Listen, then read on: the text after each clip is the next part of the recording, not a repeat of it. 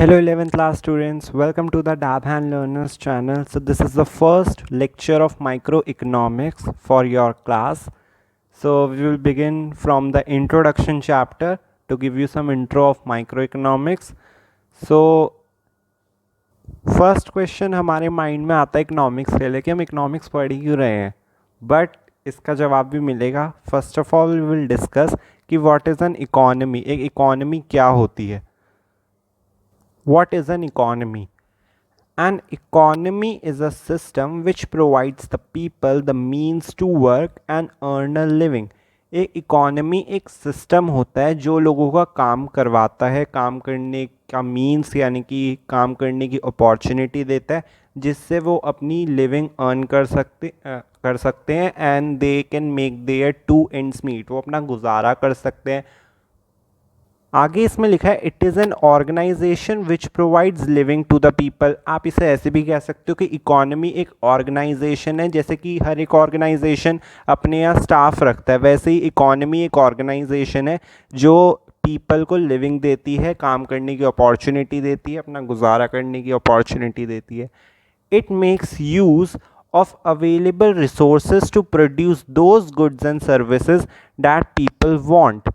तो वो ये कह रहा है कि जो अवेलेबल रिसोर्सेज हैं ना हमारे पास इकोनॉमी में, अभी जितने भी रिसोर्सेज हैं वो उन रिसोर्सेज का यूज़ करता है ताकि वो गुड्स और सर्विसेज बना सके जो लोग चाहते हैं. जैसे कि एग्रीकल्चर में जो भी गुड बनता है वो हमारी वांट्स को सेटिस्फाई करने के लिए होता है. उसी की वजह से आज हम अपनी हंगर को मिटा पा रहे हैं या हंगर वाली वांट को फुलफ़िल कर पा रहे हैं. इंडस्ट्री, जो हम क्लोथ्स पहन रहे हैं या जो भी चीज़ हम अपने आसपास सराउंडिंग्स में यूज़ कर रहे हैं वो कहीं ना कहीं इंडस्ट्री से लिंक्ड है. And transport and communication, like lockdown में सब लोग लेज़ी हो गए हैं तो आजकल सब लोग होम डिलीवरी चाहते हैं. अब होम डिलीवरी कैसे होगी? By the services. Transport and communication facility. You can also add banking also. तो ऐसी जो सर्विसेज और गुड्स जो हमारी वांट्स को सेटिस्फाई कर सकते हैं वो ही इकोनॉमी का फंक्शन है. लेकिन अगर आपको मेन डेफिनेशन है तो आप यही लिखोगे कि an economy is a system which provides the people the means to work and earn a living, ताकि लोग काम कर सके और अपना गुजारा कर सकते हैं. Okay, so what is an economy? So next topic is vital processes of an economy. अब इकोनॉमी का काम क्या है कि लोगों को काम देना ताकि वो अपना गुजारा कर सके. अब इस ऑब्जेक्टिव को फुलफ़िल करने के लिए इकोनॉमी को क्या करना पड़ेगा? इकोनॉमी को ये 3 इकोनॉमिक एक्टिविटीज़ करनी पड़ेगी, इन्हें अंडरटेक करना पड़ेगा, इन एक्टिविटीज़ को कंप्लीट करना होगा. वो कौन कौन सी एक्टिविटीज़ है? First is production. साफ सीधी बात है, तुम लोगों की वांट्स को कब सेटिस्फाई कर पाओगे?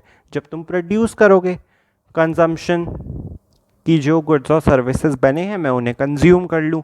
लास्ट इज इन्वेस्टमेंट या capital formation. They are one and the same thing. Investment को या कैपिटल फॉर्मेशन को. इसका मतलब है कि जो मेरे पास अभी एक्स्ट्रा रिसोर्सेज है, लाइक मेरे पास मेरे को प्रोजेक्ट में अपने पैसे लगाने थे और मेरे पास अभी एक्स्ट्रा पैसा पड़ा हुआ है तो मैं, और ये पैसा मेरे को 3 महीने बाद चाहिए तो मैं क्या इसे 3 महीने ऐसे ही रखूँ? नहीं, आई कैन इन्वेस्ट इट ताकि मेरे को रिटर्न मिले 3 महीने बाद. और ये जो पैसा ये तो चला ही जाएगा, उसके बाद भी मेरे पास एक्स्ट्रा फंड बच जाए, फिर मैं उसे और इन्वेस्ट कर लूँगा. सो क्या हो रहा है? I make use of my available resources, है ना. तो इकोनॉमी यही करता है. अब आ गया वो क्वेश्चन जिसका आपको इंतज़ार था कि हम इकोनॉमिक्स पढ़ क्यों रहे हैं. CBSE ने 5 सब्जेक्ट बोल रखे हैं, 4 हमें मिल चुके थे, 5वां बचा इकोनॉमिक्स, इसलिए हम पढ़ रहे हैं. No, it can't be possible. Economics भी पढ़ रहे हैं, इसका भी एक स्पेसिफिक रीज़न है.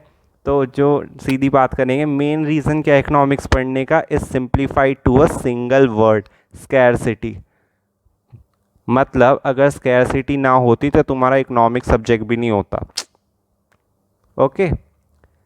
Human wants are more than available resources. ये बात आपको ही पता है, जितने रिसोर्सेज हैं उससे कहीं ज़्यादा हमारे ह्यूमन की वांट्स है. एक पूरी होती है तो दूसरी शुरू हो जाती है, दूसरी पूरी होती है तो तीसरी शुरू हो जाती है. तो ऐसे we are not satisfied, satisfaction कभी भी नहीं मिलती. So there is a need to allocate resources, जो कि स्कैर्स रिसोर्सेज है, for the satisfaction of never ending human wants.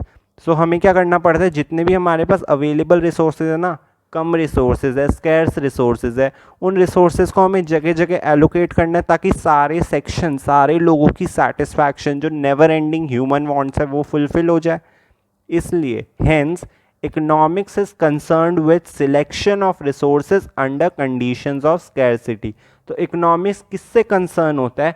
Economics इससे डील करता है कि जो रिसोर्सेज है हमारे पास स्कैर्स, उन्हें हमें सिलेक्ट करना है ताकि अलग अलग ऑल्टरनेटिव यूजेस का भी हम ध्यान रख सकें। मतलब अगर मेरे पास एक चीज़ है, एक रिसोर्स है जिसके बहुत सारे यूजेस है, तो आई नीड टू एलोकेट कि इसका सम पार्ट इसके प्रोडक्शन में जाएगा, इसका सम पार्ट दूसरे के प्रोडक्शन में जाएगा, ताकि किसी की भी नीड्स अनफुलफिल ना रह जाए।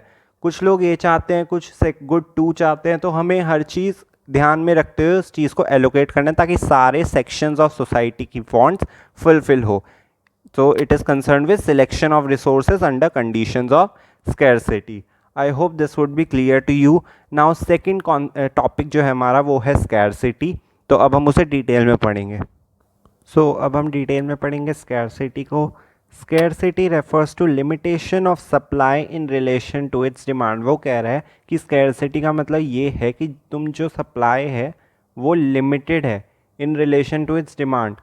मतलब डिमांड जो है वो ज़्यादा है सप्लाई से, सप्लाई लिमिटेड है, सप्लाई जो है वो लिमिटेड है, बट डिमांड जो है वो है अनलिमिटेड। डिमांड तो ख़त्म ही नहीं हो रही, आपको तो पता ही है, ह्यूमन वांट सेटिस्फाई तो होती नहीं, वांट्स बढ़ती ही जाती है। और रिसोर्सेज पर ऐसे नहीं बढ़ते ना जितनी जल्दी से वांट्स बढ़ती है, इसलिए दिक्कत होती है और इसलिए इकोनॉमिक सब्जेक्ट बना हुआ है। It refers to the situation where wants exceed the available resources. Wants हमेशा available resources से ज़्यादा ही होती है। Scarcity is universal. Scarcity universal है. That is, every individual, organization and economy faces scarcity of resources. मतलब scarcity universal है, हर जगह होगी। कोई भी इंसान हो, कोई भी ऑर्गेनाइजेशन हो, कोई भी इकोनॉमी हो, सब scarcity of resources को फेस करते हैं।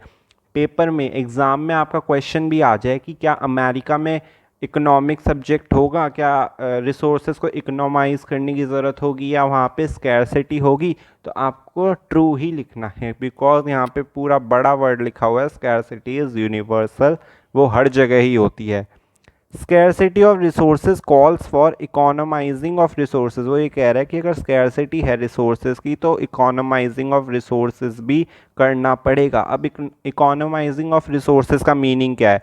It refers to making optimum utilisation of available resources. Optimum utilisation मतलब कि रिसोर्सेज को बेस्ट पॉसिबल मैनर में यूटिलाइज करो ताकि हर एक की वांट सेटिस्फाई हो और रिसोर्सेज भी अच्छे से यूटिलाइज्ड हो। अंडर यूटिलाइज ना हो, मतलब कम यूटिलाइज ना हो, ठीक यूटिलाइज्ड हो, ऑप्टिमम यूटिलाइज्ड हो, बेस्ट पॉसिबल मैनर में। क्योंकि अवेलेबल रिसोर्सेज तो वैसे ही है, रिसोर्सेज आर स्कैर्स, और उसमें भी हम वेस्टेज कर देंगे तो कितने ही लोगों की सेटिस्फाई होगी वांट्स। तो वेस्ट नहीं करना है, उसे ठीक तरीके से यूटिलाइज करना है, ऑप्टिमम यूटिलाइजेशन करना है। इसी को कहते हैं हम economising of resources. Okay, scarcity is not the only problem. Scarcity problem ही नहीं है, तो प्रॉब्लम क्या है देखते हैं। प्रॉब्लम क्या है? Limitation of resources is not the only problem. कह रहा है कि स्कैरसिटी तो प्रॉब्लम है पर ओनली प्रॉब्लम नहीं है, मतलब स्कैरसिटी के साथ और भी प्रॉब्लम है, दो चार होंगी। In addition to being scarce, resources also have alternate या डिफरेंट यूजेस। स्कैरसिटी के साथ साथ रिसोर्सेज के बहुत सारे यूजेस भी होते हैं। Alternate use of resources means that a resource can be put to more than one use. इसका मतलब है कि रिसोर्सेज जो हमारे पास कम रिसोर्सेज है ना, उनके भी बहुत सारे यूजेस है, वो तरह तरह के प्रोडक्शन में यूज़ हो सकते हैं। For example petrol is scarce, आपको तो पता है पेट्रोल बहुत कम है in relation to its demand, but it is not only used in vehicles but also in machines, railway engines, airplanes and generators।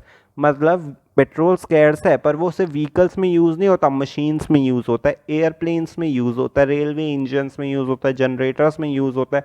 तो आप सोच रहे हो कि हमें वो ज़रा सा पेट्रोल जो हमारे पास वैसे ही स्कैर्स है, वैसे ही इतना कम है, उसमें भी हमें इतना एलोकेट करना पड़ेगा, क्योंकि अगर व्हीकल्स पे ध्यान दिया तो बाकी सारी चीज़ों पे कम पेट्रोल जाएगा और फिर वो इतना एफिशिएंटली वर्क करेगी नहीं, तो हमें सारे सेक्टर्स को या सारी चीज़ों को देखना है। When ever a commodity is chosen for one use, commodity को आप इसे यहाँ पे गुड कह सकते हो, कमोडिटी गुड ही कहते हैं हम। वेन एवर इकोनॉमिक्स में हम कमोडिटी को गुड कहते हैं। When ever a commodity is chosen for one use, अगर एक गुड को, एक कमोडिटी को अगर हम एक ही यूज़ की तरफ देखेंगे, जैसे मैंने पेट्रोल को भी कहा कि अगर मैं सिर्फ व्हीकल्स की तरफ ही ध्यान दूँ, so other valuable uses will have to be rejected. तो ऑब्वियसली बात है, मैं अगर पेट्रोल से व्हीकल्स में डालता रहूँगा तो रेलवे, इंजन्स, एयरप्लेन्स, जनरेटर, इन सब पे तो ध्यान मेरा गया, मेरे को यहाँ पे रिजेक्ट करना पड़ेगा उन्हें, और इसकी वजह से एक प्रॉब्लम होएगी, प्रॉब्लम ऑफ चॉइस। तो अभी हमने कौन सी प्रॉब्लम पढ़ी, दो ही प्रॉब्लम आई वैसे तो, फर्स्ट इज स्कैरसिटी, और स्कैरसिटी के बाद दूसरी प्रॉब्लम आ गई मेरे पास, problem of choice. Okay, problem of choice मतलब हमें जगह जगह रिसोर्सेज को एलोकेट करना है ताकि सारी वांट्स फुलफिल हो, हमें चॉइस बनानी पड़ेगी कि इसका परसेंट इज़ गुड में यूज्ड हो, इसका दूसरा परसेंट इज़ गुड में यूज्ड हो। ओके, तो हमें we have to allocate. Okay, so for today it is enough, and we will proceed with the economic problem in the next lecture. And if you like my lectures, please like, comment, share and subscribe my channel. Hit the bell icon so you will get notified every time. And if you have any doubts and queries, do comment. Thank you so much. Part 2 will come soon. Bye bye. Have a nice day.